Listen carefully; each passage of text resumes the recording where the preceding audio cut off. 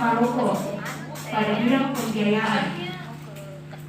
Dan yang terhormat Bapak Ibu, saudara-saudari yang sempat hadir pada saat ini. Langsung saja saya persilakan Bapak Nasruddin untuk memaparkan materi tentang peningkatan kemampuan manajemen keuangan. Dengan kasih dipersilakan.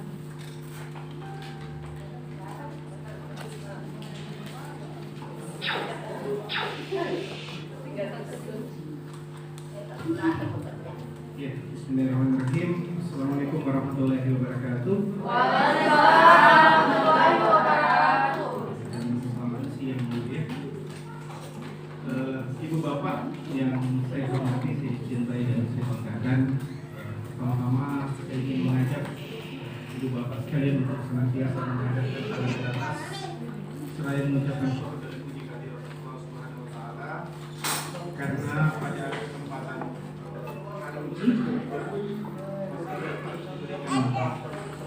nikmat kesehatan dan kekuatan untuk ini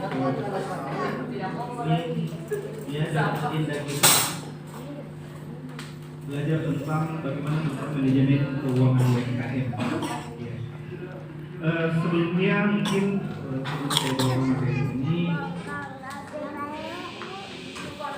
perkenalan tadi sudah disampaikan oleh moderator. Jadi saya pada hari ini untuk membawakan materi terkait dengan pengelolaan manajemen keuangan UMKM. Ya. Sebenarnya manajemen keuangan UMKM secara teoritis ibu bapak saya yakin sudah paham, ya, dia sudah mengerti karena selama ini kan mengelola UMKM pasti secara tidak sadar kita sebenarnya sudah mengelola manajemen keuangan, ya, secara tidak langsung. Walaupun mungkin belum secara terpadu, ya, karena masih banyak muatan-muatan manual yang kita lakukan. Nah, kehadiran kami di sini juga sebagai pendamping UMKM Kota Palopo. Sebenarnya untuk manajemen keuangan ini tidak hanya terbatas kami akan memberikan ibu bapak secara teoritis. Sebenarnya ada sistem aplikasi yang bisa ibu bapak gunakan di handphone. Iya. Dan itu nanti yang akan kami sampaikan atau kami ajarkan. Jadi sebenarnya dengan handphone itu, jadi handphone yang ada di ibu bapak sekalian, itu sebenarnya bisa mengelola manajemen keuangan UMKM-nya masing-masing. Ya. Jadi ini juga terkait pengalaman kami kemarin waktu mengikuti sertifikasi kompetensi di Makassar. Jadi ini merupakan aplikasi memang yang khusus dibuat untuk pengelolaan manajemen keuangan UMKM. Nah, sistem ini nantinya itu terkoneksi dengan Bank Indonesia, ya. Jadi sistem yang ibu bapak nanti kelola itu langsung bisa terkoneksi dengan Bank Indonesia, di mana nanti informasi yang ibu bapak sampaikan di situ itu bisa terbaca langsung oleh Bank Indonesia. Ya, jadi nanti bisa dikonekkan. Tetapi untuk kegiatan kita hari ini karena ini sifatnya pelatihan ataupun bimbingan teknis, nanti kemudian itu kami linkkan setelah misalnya semua data-data yang ibu bapak sampaikan itu sudah valid di sistemnya. Ya. Tetapi nanti baru bisa di download. Ya. Secara teoritis dulu kita bisa memahami sama-sama bagaimana sebenarnya manajemen keuangan itu.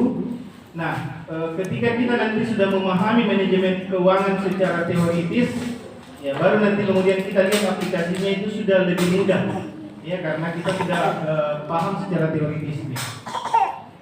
Ya, saya kira begitu pengantar dari saya. Kita lihat slide di atas, ini manajemen keuangan. Ya, kita sampaikan dulu kenapa orang butuh manajemen keuangan. Kalau ada yang dikoreksi silakan, ya, karena ternyata ada beberapa kelemahan UMKM yang ada saat ini. Ini dari aspek keuangan, ya. Dikoreksi saja kalau misalnya saya salah. Pertama, kenapa kita butuh? Tidak ada pencatatan aktivitas, hanya mengandalkan ingatan. Ya, mungkin sudah ada. Ya, yang kedua, pengelolaan keuangan perusahaan masih bercampur dengan keuangan keluarga. Ya. Jadi tidak dilakukan evaluasi kondisi usaha. Ya. Jadi kita tidak pernah melihat bagaimana sebenarnya perkembangan usaha kita dari hari ke hari, dari minggu ke minggu, dari bulan ke bulan. Tahunya kita ada yang belanja atau ada yang beli produk, kita bikin lagi untuk pasang produk baru. Hanya itu yang ada di pikiran kita. Kita tidak pernah melakukan evaluasi terhadap kondisinya. Apa yang harus kita lakukan setelah misalnya produk itu laku? Ya, apakah hanya kita mengganti produk yang sudah laku dengan produk baru yang kita buat, ataukah bagaimana? Kita tidak pernah melakukan itu karena memang belum ada mungkin perhatian sampai sana. Ya. Nah, sehingga kita tidak mengetahui sebenarnya tingkat perkembangannya. Kita buat produk laku terjual tapi belum tentu berkembang. Ya, sama dengan perusahaan itu ya, atau usaha yang kita kelola, manajemen keuangan. Ini kita samakan persepsi dulu bahwa yang dimaksud dengan manajemen keuangan khusus untuk UMKM seperti ini. Jadi semua aktivitas usaha atau aktivitas yang dilakukan di dalam usaha kita untuk mendapatkan dana yang dibutuhkan beserta usaha untuk menggunakan dana tersebut secara efisien. Ini yang 3 poinnya ya, efisien. Jadi bukan ada uang dihabiskan, tetapi bagaimana kemudian kita menata kelola uang yang didapatkan, apakah dari hasil penjualan ataupun yang berasal dari pinjaman atau mungkin berasal dari hibah, kita kelola sedemikian rupa agar dia lebih mencerminkan kondisi usaha yang sebenarnya. Praktikumnya nanti.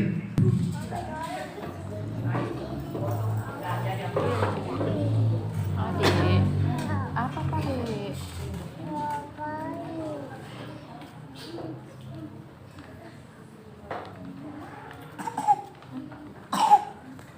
Nah, ini manajemen keuangan. Pertama, sumber dana. Ya. Sumber dana ini ada beberapa. Ya. Jadi kalau kita berbicara tentang sumber dana, berarti dari mana uang itu berasal. Ya, boleh dana kekayaan sendiri atau uang yang diinvestasikan dalam usaha kita. Ya, mungkin dari kelebihan gajinya suami, kelebihan gajinya istri, ataupun pendapatan lain yang bisa kita kumpulkan, terpisah dari keuangan keluarga. Itu dulu intinya, bisa dipisahkan dengan keuangan keluarga, itu sumber dana. Kemudian sumber dana yang lain yang bisa kita peroleh adalah pinjaman atau dana pihak ketiga. Itu bisa dilakukan. Nah, kebetulan di klub UMKM Palopo, kami 5 orang konsultan yang menangani tentang pembiayaan ataupun kelayakan UMKM untuk dapat akses pinjaman ke bank. Itu kebetulan saya. Ya, jadi kalau misalnya usahanya ibu bapak mau bermitra dengan perbankan, itu bisa berhubungan dengan saya terkait dengan aspek kelayakannya.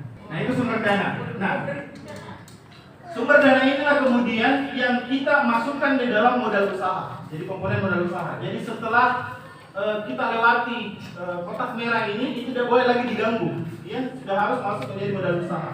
Nah, ketika dia sudah masuk dalam kategori modal usaha, disitulah ibu bapak harus mengambil keputusan untuk memisahkan bahwa modal usaha itu bukan uang rumah tangga, bukan uang untuk membiayai anak sekolah, dan bukan uang untuk membiayai kebutuhan hidup sehari-hari di rumah. Kita harus punya keberanian untuk memutuskan itu, bahwa jangan diganggu, ini adalah modal usaha, tidak boleh dipakai untuk kebutuhan lain selain modal usaha. Memang berat, ya, tetapi kita butuh keberanian untuk melakukan itu kalau mau sukses. Nah, modal usaha ini seperti yang saya katakan tadi bisa juga berasal dari modal investasi ataupun modal kerja. Penggunaannya ya. Jadi penggunaan, kalau kita merujuk pada aturan Bank Indonesia, modal investasi itu hanya boleh 40%. Kalau modal kerja itu 60%. Artinya apa? Kalau misalnya ibu bapak punya modal 10 juta, ya, maka dari modal usaha inilah kita membuat manajemen keuangan. Nah, manajemen keuangan itu 3 hal yang dituju. Pertama, mengelola modal kerja yang sudah kita keluarkan tadi 60%, mengendalikan laba. Nah, ini yang mengendalikan laba yang dimaksud adalah bagaimana kita berusaha untuk menekan sejumlah pengeluaran yang tidak harus dikeluarkan, ya. Jadi kalau misalnya ada yang kita inginkan sekali, ya, Kan biasa orang yang mengidam tidak bisa dia tahan. Dia bilang banyak uang, lebih beli mobil dulu.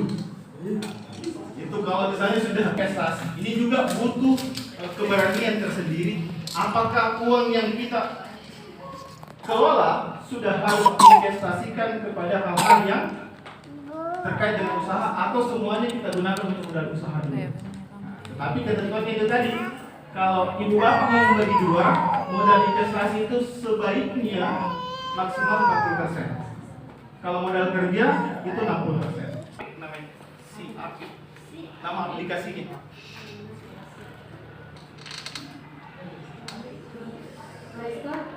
Iya, ditanya begini ya. Jadi kita berharap agar koperasi dan UMKM itu sudah go digitalisasi. Ya, makanya termasuk kemarin koperasi itu sudah kami berikan juga sampel aplikasinya. Berikut juga dengan UMKM. Jadi UMKM itu sudah harus go digitalisasi.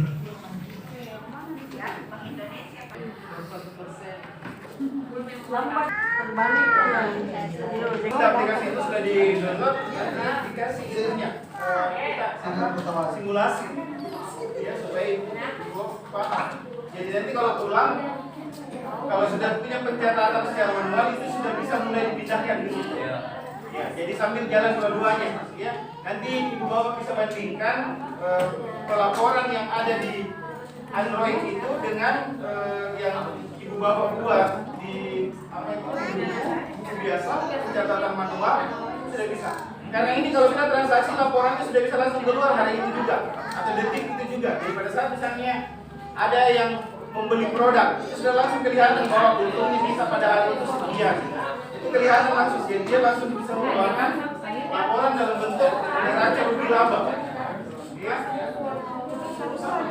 Dalam aplikasi itu nanti akan menemukan seperti ini. Jadi yang mana yang dikatakan modal, yang mana yang dikatakan biaya, ya. Itu perlu saya jelaskan sedikit. Nah, kalau nanti dia akan bertanya tentang modal yang kita pahami ini ya, bahwa keseluruhan dana yang digunakan untuk pembelian harta tetap yang mempunyai manfaat berulang kali. Itu modal investasi. Nah, kalau ibu bapak beli investasi nantinya, ya jangan lupa di situ nanti dalam aplikasinya ada penyusutan. Jadi jangan kita menganggap bahwa yang kita beli dalam bentuk inventaris usaha itu tidak habis pakai. Misalnya ibu bapak beli kompor. Nah, modal kerja. Modal kerja ini.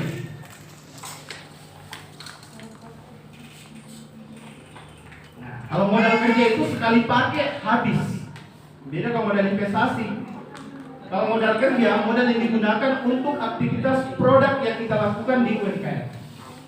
Jadi merupakan keseluruhan dana yang digunakan untuk membiayai kegiatan operasional sehari-hari dan mempunyai manfaat hanya sekali saja. Artinya pada saat kita membeli bahan baku, ya, kemudian bahan-bahan terkait dengan produk itu harus habis pada saat digunakan. Nah, ini biaya yang ibu bapak biasa keluarkan. Setiap pengeluaran yang tidak bisa dihindarkan dan jumlahnya bisa kita duga sebelumnya. Jadi yang ingin kami sampaikan dalam konteks biaya ini adalah keluarkanlah biaya yang memang biaya itu sudah ibu bapak pertimbangkan. Dua, ada namanya biaya tetap, ada namanya biaya variabel. Kalau biaya tetap, ya namanya biaya tetap setiap bulan harus dikeluarkan. Seperti misalnya biaya listrik. Ya, karena listrik itu kan dibayar satu kali nih. Biaya air, biaya telepon, tapi sekarang sudah telepon mungkin digantikan dengan IndiHome. Kalau ibu bapak menggunakan jasa IndiHome, itu sekali saja dikeluarkan. Dan itu namanya biaya tidak tetap atau variabel. Biaya variabel atau variabel cost. Ini biaya yang dikeluarkan selalu berubah, ya, tergantung kebutuhan. Tetapi biaya yang dimaksud di sini adalah biaya yang terkait dengan proses produksi. Misalnya tiba-tiba bumbunya habis, harus beli. Kita mungkin hanya memprediksi bumbu itu digunakan dalam 1 bulan, tapi ternyata karena ada satu dan lain hal sehingga harus dibeli lagi. Ya. Nah, ini menentukan harga produknya. Ya, jadi sebelum ibu bapak sebar produknya ke pasar, pernah dihitung seperti ini. Berapa biaya yang kita keluarkan dan berapa keuntungan yang kita harapkan sehingga kita dapat bahwa harganya ini produk sekian. Ya. Yang harus kita hitung berapa biaya tetap yang dikeluarkan, berapa biaya tidak tetap dibagi dengan berapa produksi yang kita hasilkan di bulan itu. Ya, jadi jangan heran kalau harga produk itu berbeda-beda walaupun produknya sama. Jadi misalnya sudah tahu, oh harga jualnya ini 1.000, terus target laba yang saya harapkan misalnya sekian persen, berarti harganya menjadi 1.300. Berarti ada target keuntungan 300 per satu produk. Nah, di dalam aplikasi itu sudah bisa dilakukan. Ya, tidak perlu lagi Anda hitung-hitung secara manual. Pilih sektor usahanya, kita samakan saja dulu.